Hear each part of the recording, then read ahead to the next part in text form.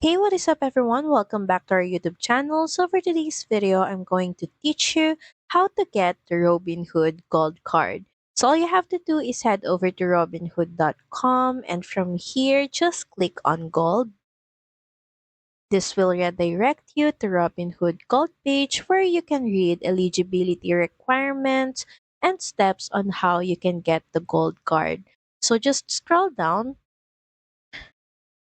until you see this section that shows or that has the join the waitlist button. Just click on it. So the very first way that you're going to need to get the gold card is join the waitlist. So for you to be able to join the waitlist, you're going to need to enter an email address. Then just click on join the waitlist.